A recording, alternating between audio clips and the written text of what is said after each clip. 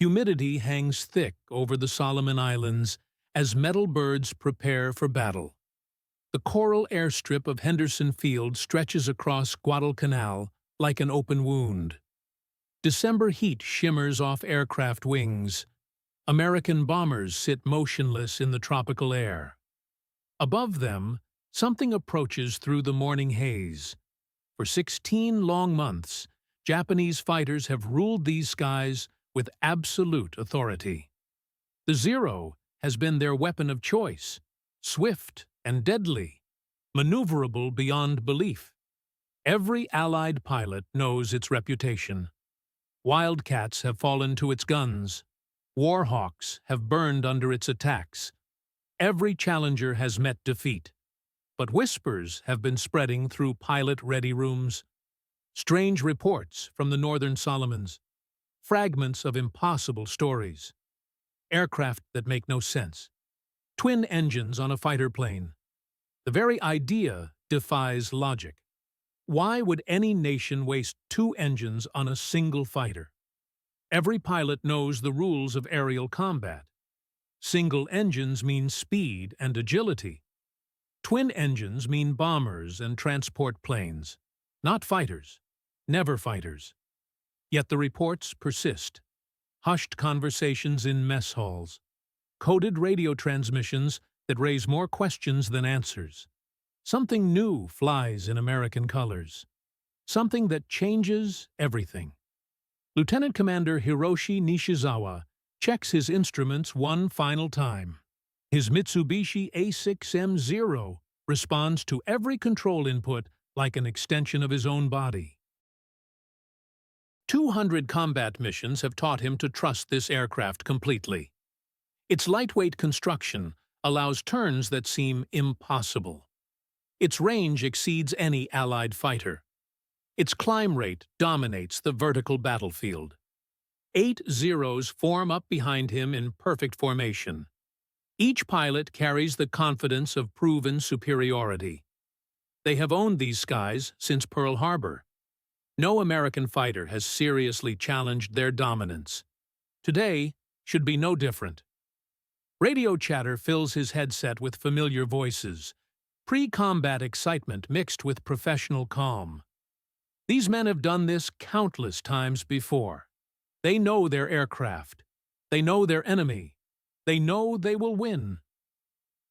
Below them, Henderson Field erupts with activity. Familiar silhouettes begin their takeoff rolls. P-39 Airacobras lumber down the runway with their distinctive inline engines. P-40 Warhawks follow with their shark-painted noses. Aircraft Nishizawa has faced many times. Aircraft he knows how to defeat. The P-40 climbs poorly above 15,000 feet. Its bulky construction limits maneuverability. The P-39 spins dangerously at high altitude. Its engine placement creates balance problems. Both aircraft carry wing-mounted guns that require precise convergence calculations. Both lack the range for extended combat over Japanese territory. Standard opponents for a standard engagement. Victory seems assured. Then something impossible rises from Henderson Field. At first glance, it appears to be two aircraft welded together. Twin booms extend backward from a central nacelle. Each boom terminates in a vertical stabilizer. Twin propellers spin in opposite directions. The design violates every principle of fighter construction that Nishizawa has ever learned. More disturbing than its appearance is its performance. The strange aircraft climbs with shocking rapidity. Twin engines hauling it upward at a rate that makes his nimble Zero look sluggish. Its pilots show no hesitation, no fear. They climb directly toward his formation with aggressive confidence. This troubles Nishizawa deeply. Every American pilot should fear the Zero by now. 4 years of combat have established Japanese air superiority beyond question. Yet these twin-boomed monsters approach without any sign of caution. Their behavior suggests they believe they hold some advantage. Radio frequencies explode with excited Japanese voices. What are these things? How do we fight them? Questions that have no answers. Training manuals contain no tactical doctrine for aircraft that look like flying tuning forks. The formation of strange fighters continues climbing past altitudes where American aircraft typically struggle. Their twin engines maintain power in the thin air above 20,000 feet. Each aircraft carries a single pilot in a central cockpit positioned between two engine nacelles. Concentrated firepower points straight ahead instead of converging from wing mounts. Everything about these aircraft suggests revolutionary thinking. American engineers have apparently decided to abandon conventional fighter design entirely. The result looks ungainly and awkward. Yet it climbs like nothing Nishizawa has ever encountered. 6,000 miles away and 48 hours earlier, American pilots had been preparing for this exact moment. Maps covered folding tables in humid New Guinea tents. Intelligence photographs showed Japanese positions around Guadalcanal in precise detail. Flight plans traced routes across hundreds of miles of hostile territory. Captain Tom Lynch addressed his assembled pilots with quiet confidence. The 39th Fighter Squadron had trained extensively for this deployment. Months of preparation had led to this moment. Their aircraft represented the culmination of desperate American innovation. While Japanese Zeros dominated Pacific skies, Lockheed engineers worked frantically to create an answer. Traditional single-engine designs could not match Zero performance in turning combat. American pilots needed something completely different, something that could leverage industrial advantages while avoiding Japanese strengths. The solution emerged from unconventional thinking. Twin engines provided redundancy and power. Turbochargers maintained performance at altitude. Concentrated nose armament eliminated convergence problems. Counter-rotating propellers canceled torque effects. The result was unlike any fighter aircraft in the world. Second Lieutenant Rex Barb studied intelligence reports with growing excitement and terror. Japanese pilots averaged hundreds of combat hours. Their aircraft could outmaneuver anything America had produced. The Zero's reputation was legendary throughout the Pacific theater. Performance statistics told a sobering story. The Zero could turn inside any Allied fighter. Its climb rate exceeded every competitor below 20,000 feet. Japanese pilots knew their aircraft intimately and flew with the confidence of proven superiority. But Lynch smiled as he revealed classified performance data. The new American fighter possessed advantages that Japanese intelligence had never encountered. Top speed exceeded 400 miles per hour. Service ceiling reached 39,000 feet. Twin Allison engines produced nearly 3,000 combined horsepower. Most importantly, concentrated firepower eliminated the complex gunnery calculations that plagued wing-mounted weapons. 4 50-caliber machine guns and 1 20-millimeter cannon all fired straight ahead. If the aircraft pointed at the target, the weapons would hit the target. Staff Sergeant Mike Benson watched from the tent entrance as pilots absorbed these revelations. Their faces showed Christmas morning excitement mixed with combat anxiety. Statistics looked impressive on paper. Performance would be tested against legendary pilots flying proven aircraft. The technical advantages were substantial. Twin-turbo supercharged engines maintained sea-level power to 25,000 feet. Counter-rotating propellers eliminated asymmetric thrust problems. Tricycle landing gear simplified ground operations. Range exceeded any single-engine fighter by hundreds of miles. But numbers meant nothing until proven in combat against the men who had destroyed American air power from Pearl Harbor to the Philippines to Java. Those pilots possessed skills honed by years of continuous combat. They flew aircraft optimized for the kind of close-in dogfighting that had characterized Pacific air warfare. Now, those advantages would face their ultimate test.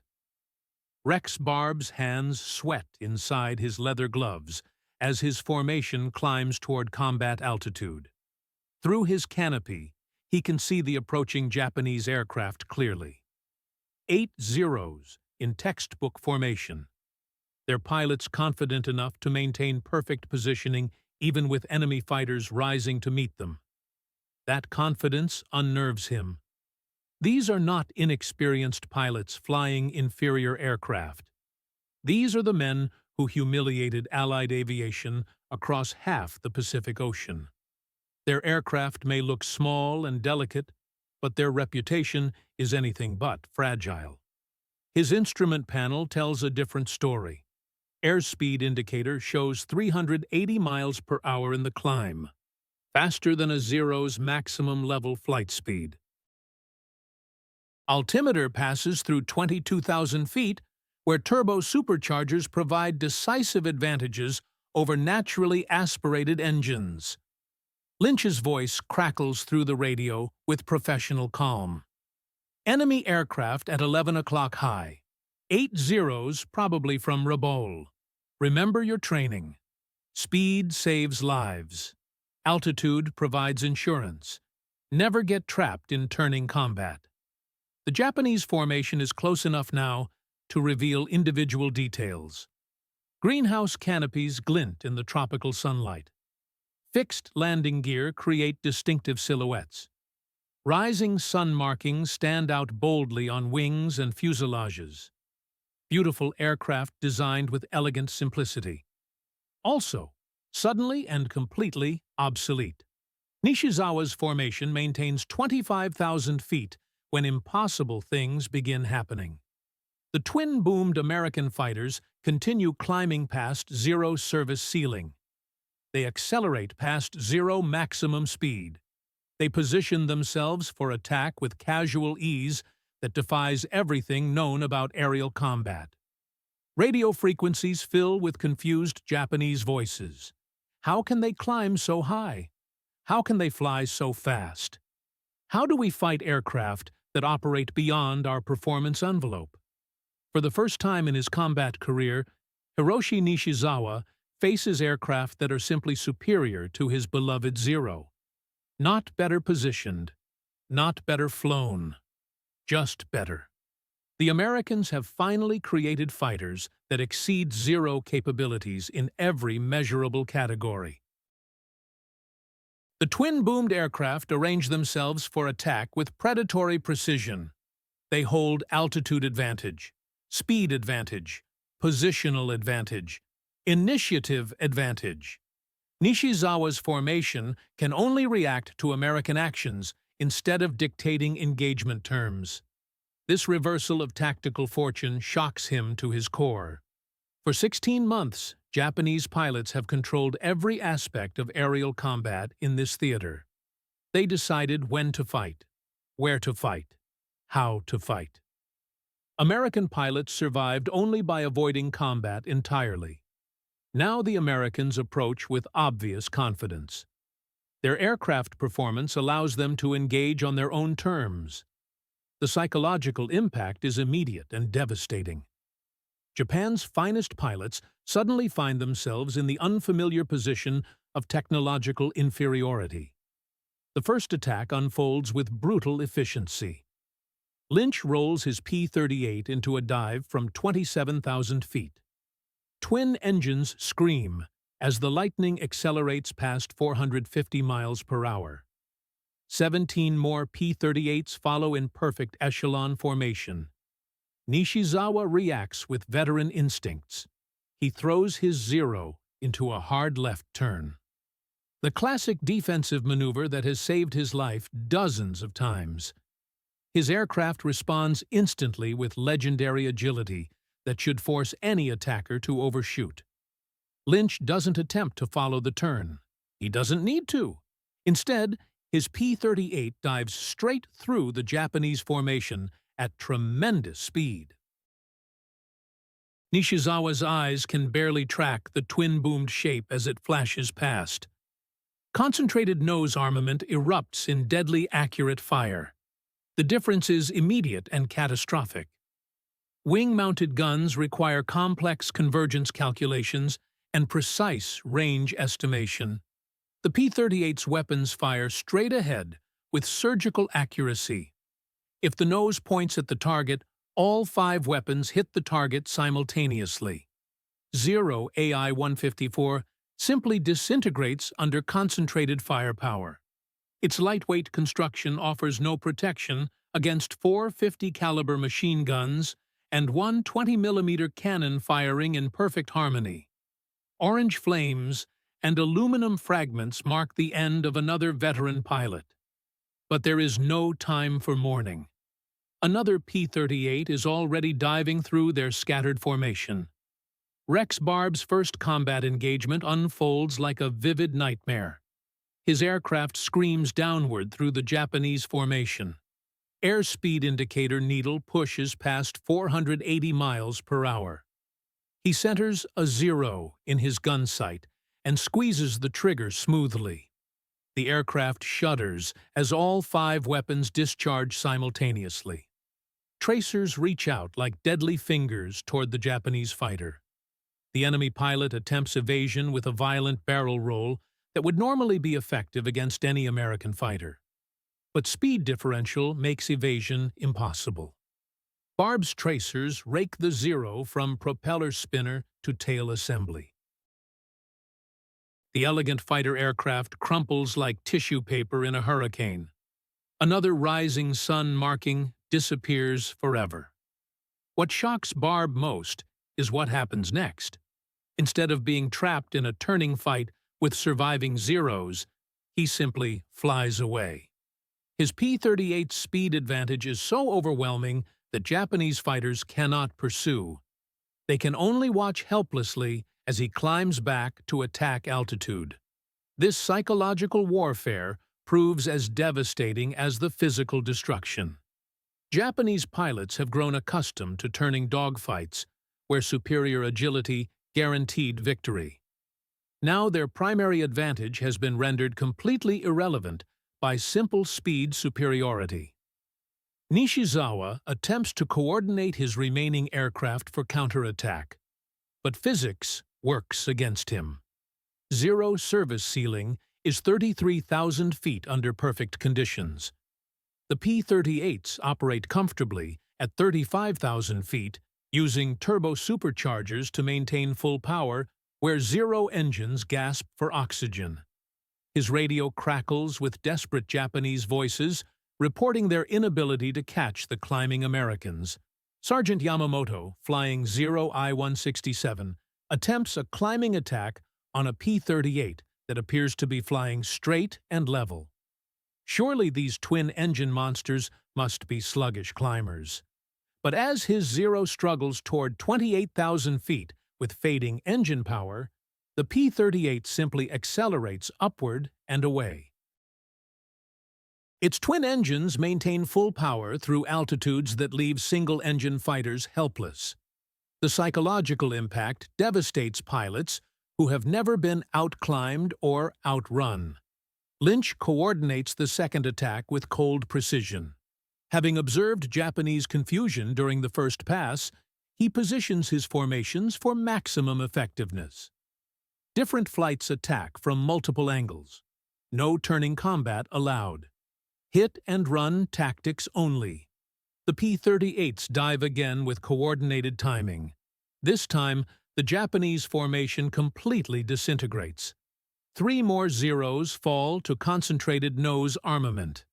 Their pilots have never faced weapons that fire with such devastating accuracy. Wing-mounted guns require convergence calculations, careful positioning, and precise range estimation. But P-38 nose guns fire straight ahead along the aircraft's line of flight. Point-and-shoot simplicity that eliminates complex gunnery problems.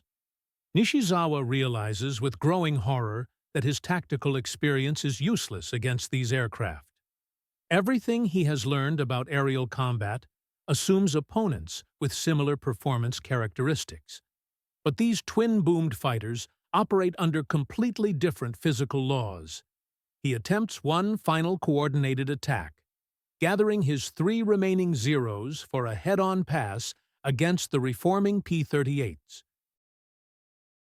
It represents desperate tactics, but perhaps superior Japanese marksmanship can overcome the performance deficit that has rendered conventional tactics useless. The head-on engagement lasts exactly 3 seconds. Rex Barb finds himself nose-to-nose with a charging Zero at a combined closing speed exceeding 700 miles per hour. Training takes control of his actions. Center the target. Squeeze the trigger. Hold pressure until impact. Concentrated firepower of 5 weapons firing straight ahead meets distributed firepower of 2 wing-mounted guns firing at converging angles. The Zero pilot fights G-forces while attempting complex gunnery calculations at high speed. Barb flies straight ahead with stable platform and fixed forward weapons. Physics determines the outcome with mathematical precision. The Zero explodes in a shower of debris that hammers against his P-38 canopy like metallic hail. Another veteran Japanese pilot joins his ancestors in an instant of flame and destruction. Nishizawa's remaining aircraft flee south toward Rabaul. Their pilot's confidence lies shattered along with their tactical doctrine. Behind them, 18 P-38 Lightnings reform in perfect formation, having destroyed 6 Zeros without sustaining any losses. The true victory cannot be measured in aircraft destroyed alone. It must be calculated in psychological transformation. Japanese pilots have encountered American fighters that are genuinely superior for the first time since Pearl Harbor. Not better flown, not better positioned. Simply better aircraft operated by adequately trained pilots. Racing south over Bougainville at maximum speed, Nishizawa's mind struggles with implications that extend far beyond this single engagement. The twin-boomed fighters represent fundamental changes in Pacific air combat. Japanese pilots can no longer assume performance superiority. They cannot dictate engagement terms. They cannot fight the kind of war they have been trained to fight. As Henderson Field fades behind him, he keys his radio with a report that understates one of the most significant developments of the Pacific War. New American fighter aircraft, very fast, very strong, twin engines, concentrated forward armament, avoided turning combat entirely. Behind him, P-38 Lightnings land at Henderson Field, with twin engines winding down after combat that has fundamentally altered the balance of power throughout the Solomon Islands. Pilots climb from their cockpits wearing expressions of stunned satisfaction. They have participated in one of the most one-sided aerial victories in military history. The age of P-38 Lightning supremacy has begun. The era of Japanese air dominance is ending. Intelligence reports reach Rabaul that evening, carrying implications that take weeks to penetrate throughout Japan's naval aviation establishment. Nishizawa's account reads like science fiction to pilots accustomed to unquestioned air superiority. American twin-engine fighters with speed approaching 650 kilometers per hour. Service ceiling above 10,000 meters. Concentrated forward-firing armament. Pilots who avoided turning engagements entirely while using speed and altitude advantages to attack and withdraw at will. Rear Admiral Yamamoto studies the reports multiple times before summoning his staff officers. The implications stagger him tactically and strategically.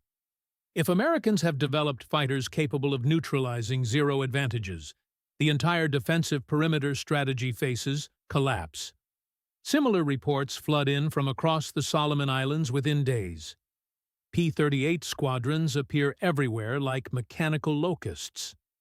The 339th Fighter Squadron, the 18th Fighter Group, elite units equipped with aircraft that rendered Japanese fighter tactics obsolete overnight.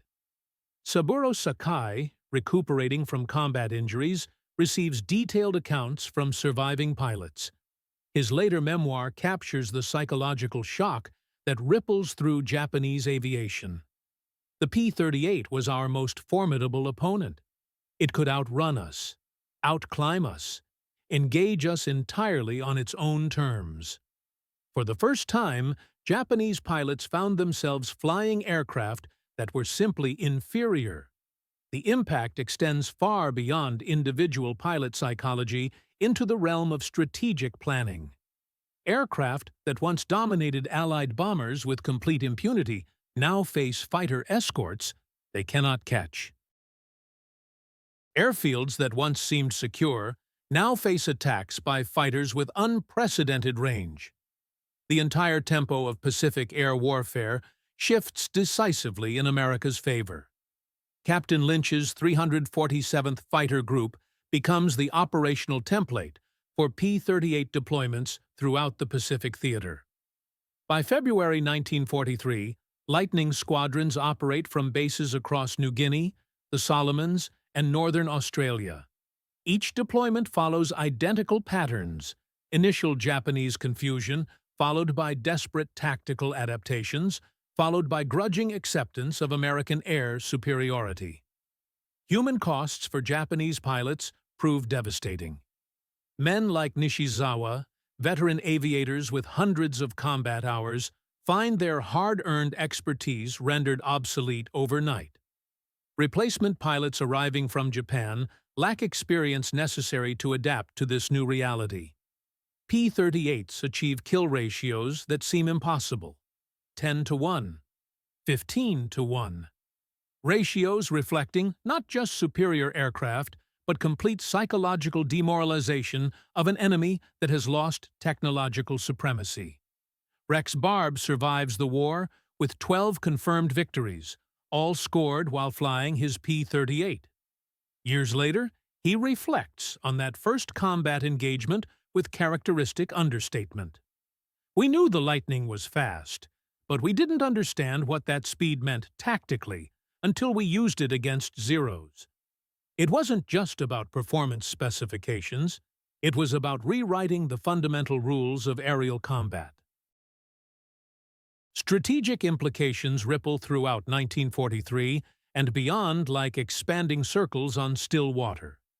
Japanese offensive operations in the Solomons become unsustainable when every bomber formation faces P-38 escorts that can match speed while outperforming defending fighters. The famous April 18, 1943 interception of Admiral Yamamoto's transport becomes possible only because P-38s possess range and performance necessary for such an audacious deep penetration mission. By war's end, P-38 Lightnings compile one of aviation history's most impressive combat records. Over 10,000 aircraft produced in American factories. More than 1,800 Japanese aircraft destroyed in aerial combat. Two of America's top 5 fighter aces, Richard Bong and Thomas Maguire, achieved their victories exclusively while flying P-38s. Perhaps the most significant impact remains psychological rather than statistical.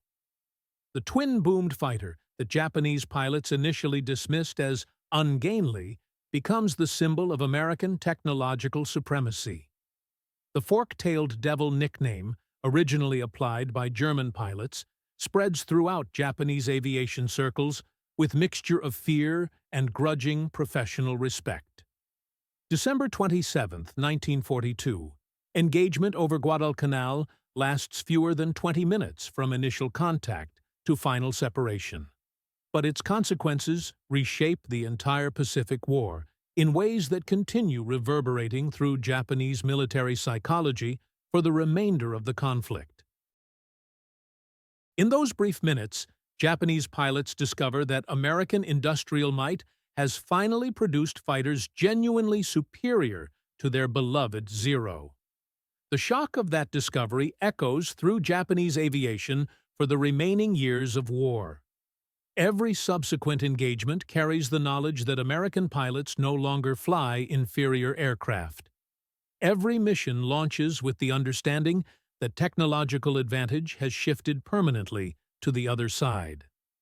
Aviation historians today recognize the P-38's combat debut as one of the pivotal moments in Pacific air warfare. The moment when technological innovation overcame tactical experience. When American engineering answered Japanese pilot skill. When the twin-boomed Lightning announced that the age of zero supremacy had ended forever. Japanese pilots were absolutely correct to feel shocked by what they witnessed that December morning. They were watching the future of aerial combat unfold before their eyes. And that future belonged entirely to America.